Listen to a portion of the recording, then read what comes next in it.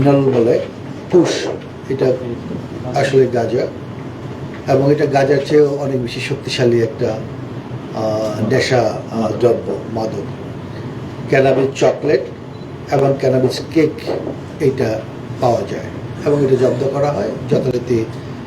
এইটা যে ছন্দ করার কারণ হলো এই প্যাকেটগুলো ছিল হলো খেলা, যে বাচ্চারা যে খেলাধুলা করে গেম, এরকম প্যাকেট।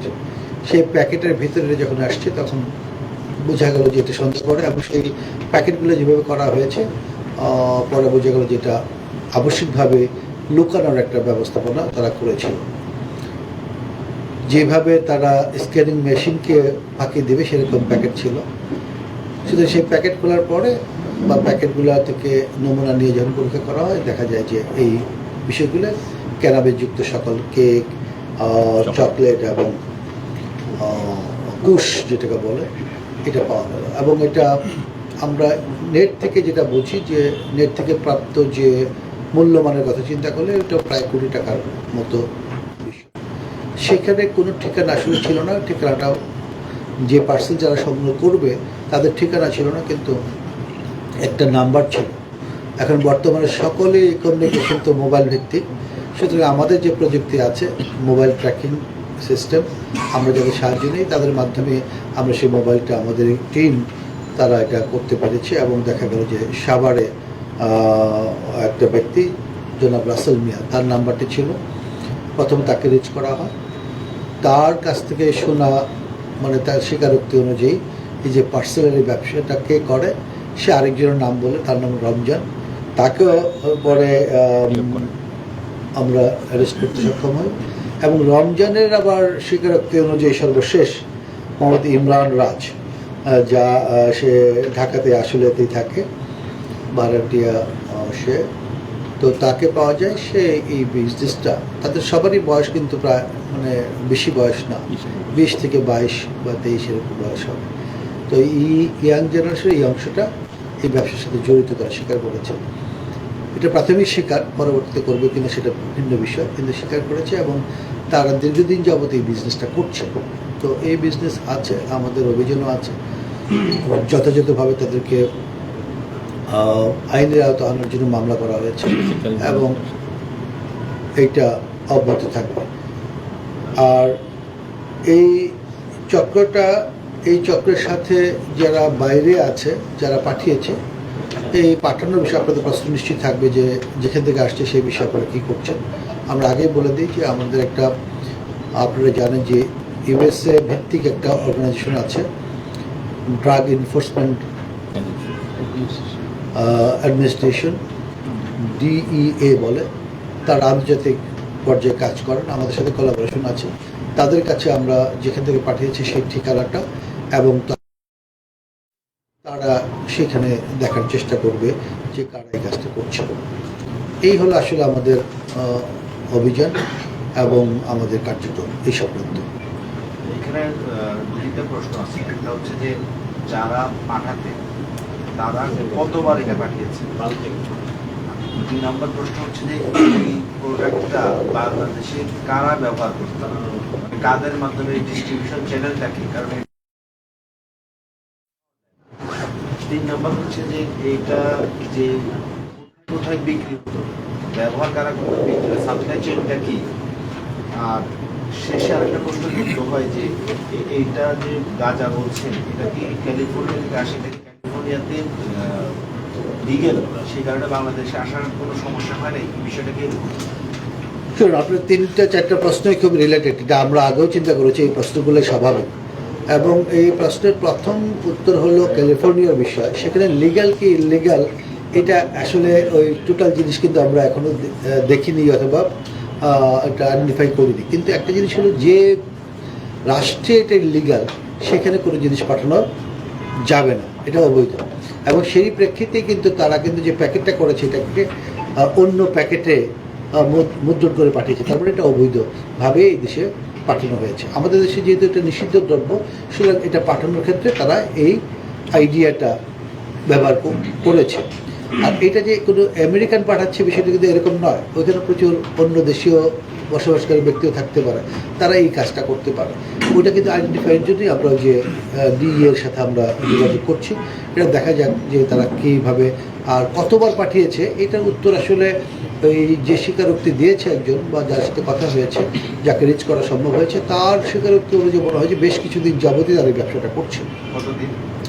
এইটা নির্দিষ্ট না, বেশ কিছুদিন মানে ধরেন এটা 1 বছর 2 বছর হতে পারে, অথবা 6 মাসও হতে পারে, এরকম একটা কথা সে বলেছে যে বেশ কিছুদিন যাবৎ সেই ব্যাপারটা করছে। এটা আরও তথ্য আমরা ইন্টিগ্রেশন চলছে, আমরা তাদেরকে আবারও রিমান্ডে আনার চেষ্টা করব এবং রিমান্ডে এনে আবার চেষ্টা করা হবে যে তারা আসলে কতটা নেটওয়ার্কটা কত বড় বা কতটা বিস্তৃত এটা, এবং ব্যবহারকারীর বিষয় যেটা আপনারা প্রশ্ন করলেন, এটা বোঝা যায় যে পুশ তো সরাসরি ব্যবহার করে কাজে আকারে, এটার কোনো, কিন্তু এটা একটা আশঙ্কার বিষয় এবং এটা সত্যি কনসার্ন হওয়া দরকার যে কে যে ব্যবহার করার জন্য যে ক্যানাবিসটা তারা আনছে সেটা লিকুইড ফর্ম, তার মানে কে এটা ব্যবহার করছে।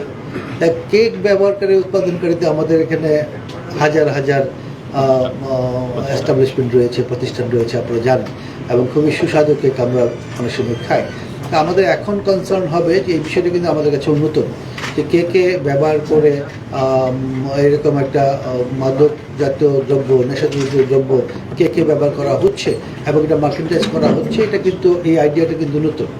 প্রতিবারে আমরা নতুন আইডিয়া পাচ্ছি, সেই নতুন আইডিয়া অনুযায়ী আমরা এখন দেখব যে কেক ব্যবহার যারা করছে, উৎপাদন যারা করছে, তাদের যারা চেক করার কথা, বিএসটিআই আমাদের ভোক্তা অধিকার কর্তৃপক্ষ, কিন্তু অনেকগুলো কর্তৃপক্ষ আছে যারা উৎপাদিত খাদ্যদ্রব্য পরীক্ষা করে থাকে, ঠিক আছে, তাদেরকে আমরা কিন্তু এটা কনসার্ন করব এবং তাদেরকে আমরা এটা জানাবো, এবং তারা যদি এই বিষয়গুলো খুব চেক করে, সেই সাথে আমরা আমাদের সোর্সে কোনো একটি জায়গায় যদি এরকম সম্ভাবনা থাকে, আমরাও সেই বিষয়টা দেখার চেষ্টা করব। এই 3 জনেরই দেখলাম বয়স খুবই কম, 20-21 বছর বয়স, এবং যে পরিমাণে মাদক এসেছে প্রায় কোটি টাকা বলে। এই 3 জনের আসলে অর্থের উৎস কি, এবং তারা আসলে স্টুডেন্ট কিনা, বা এই 1 কোটি টাকার অ্যারেঞ্জমেন্ট কিভাবে হলো তাদের? এইটার টাকার অ্যারেঞ্জমেন্ট তো এটা তো চলমান প্রক্রিয়া, বোঝা গেল যে তার মধ্যে একজন কিন্তু গার্মেন্টসে কাজ করে, গার্মেন্টসের মার্কেটিং অফিসার, সুতরাং সে গার্মেন্টস চাকরি বা গার্মেন্টসের কাজ করার ক্ষেত্রে কিন্তু বয়স খুব একটা ফ্যাক্টর না, তার দক্ষতা থাকতে পারে। গার্মেন্টসে চাকরি করে তার হয়তো বা টাকা পয়সার স্বাভাবিক একটা আছে। আর এইটার বিজনেসের ক্ষেত্রে অর্থের প্রাগ লাগবে নাকি পরেও দেওয়া যাবে, এই মুহূর্ত আসলে আমরা জানি না। সে এই অর্থের উৎসটাই আমরা আমাদের খুঁজে দেখব যে সে কীভাবে এটা পেমেন্টটা করে। এই জন্যই আমাদেরও দক্ষতা বাড়াতে হবে, এবং আমরা এটা চেষ্টা করছি যে মানি লন্ডারিংয়ের একটা বিষয় কিন্তু এর সাথে যুক্ত। সুতরাং এইটার প্রক্রিয়াটাতে আমাদের এখানে আমাদের এক্সপার্ট আছে, মানি লন্ডারিং বিষয়ে আমাদের কিছু ট্রেনিংও আছে, তাদের ট্রানজেকশন সিস্টেমটাও আমরা আইডেন্টিফাই করার চেষ্টা করব। তখন স্পষ্ট হবে যে কীভাবে মানি ফ্লোটা হচ্ছে বা পেমেন্টটা কীভাবে হচ্ছে, কোথায় কোথায় যাচ্ছে। যেই 3 জন আটক হয়েছে, এই 3 জন আসলে ভূমিকাটা কি, মানে 3 জনের কার কি ধরনের ভূমিকা, আর প্লাস হচ্ছে তারাই কি আসলে সাপ্লাই, মানে গ্রাহক পর্যায়ে সাপ্লাই দিত, নাকি তারা শুধু রিসিভ করত? এটা দুটি হতে পারে, সে ব্যবহারকারীও আছে, তার বিভিন্ন ভিডিও ফুটেজে দেখা গেছে যে সর্বশেষ যে ছেলেটি ইমরান রাজ তার লাইফস্টাইলের মধ্যে বিভিন্ন মাদক গ্রহণের চিত্র আমরা ইতিমধ্যে পেয়েছি। সুতরাং সে সেবনকারীও, এবং হয়তো বা যেহেতু একা এতগুলো জিনিস সেবন করার কথা না, নিশ্চিতভাবেই সে কোথাও না কোথাও সাপ্লাই করে। তার মানে বাংলাদেশের এটা সাপ্লাই চেইনের একটা অংশই এরা কাজ করছে। কোনো বেকারি থেকে দিয়েছে এরকম কোনো? না, আমি তো বললাম এটা তো নতুন আইডিয়া, নতুন এই উপাদানটা কিন্তু একদম নতুন আসছে। এটা বেকারি আদৌ করছে কি না আমরা কিন্তু এখনও নিশ্চিত নই, কিন্তু ব্যবহারের একটা সুযোগ আছে বলে মনে হচ্ছে। সেই কারণে আপনাদের বললাম যে আমরা কনসার্ন অথরিটিকে আমরা জানাবো, এবং এটা আমরাও দেখব। আচ্ছা, একটি বিষয় জানার ব্যাপার ছিল, একটি বিষয় জানার বিষয় যে যাদেরকে আপনারা লিস্ট করেছেন তারা তরুণ বয়সী, এবং তাদের কাছে এতটা মোটা দাগের টাকা হয়তো ইনভেস্ট করার মতো কোনো কিছু, তাদের পেছনে কোনো ব্যক্তিরা রয়েছেন কিনা বা ওই ধরনের গডফাদাররা আছেন কিনা যে তারা শুধু খালি মানে রিসিভ করবে, তারা সেটাকে বহন করবে, তাদের কাছে পৌঁছে দেবে, কিন্তু তাদের পেছনের শক্তিটা কিরকম বলে মনে করছে? পলিটিক্যাল কোনো আশ্রয় আছে এর সাথে আরেকটা প্রশ্ন একটু নিয়ে নেন।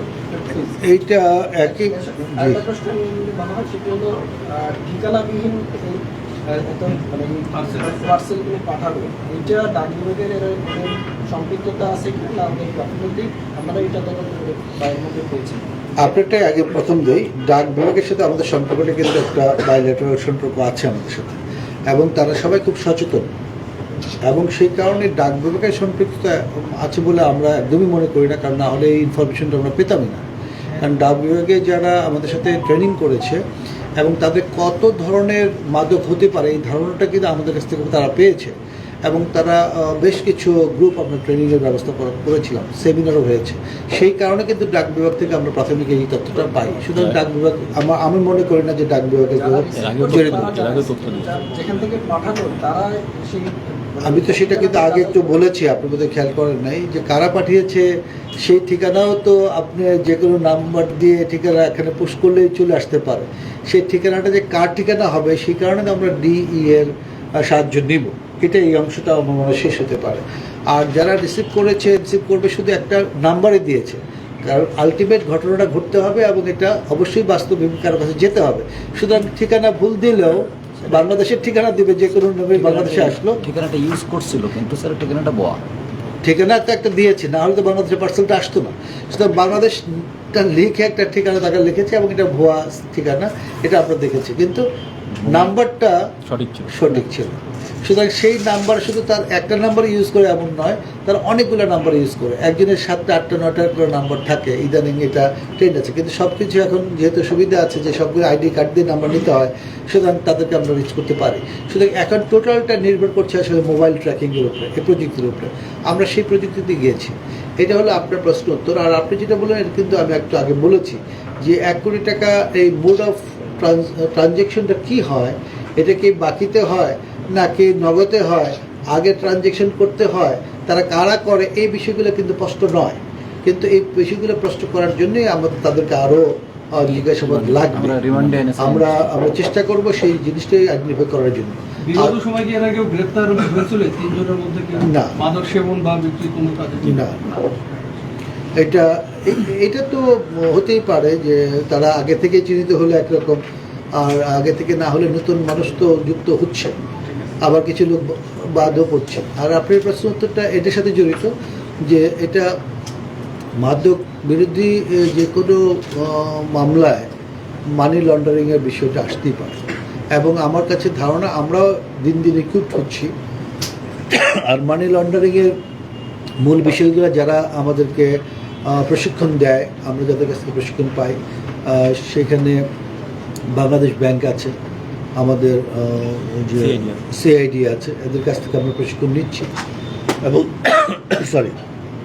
আমরা মনে করি যে মানি লন্ডারিংয়ের এই বিষয়টা এই মামলায় আসতে পারে। তো ঠিক আছে, থ্যাংক ইউ।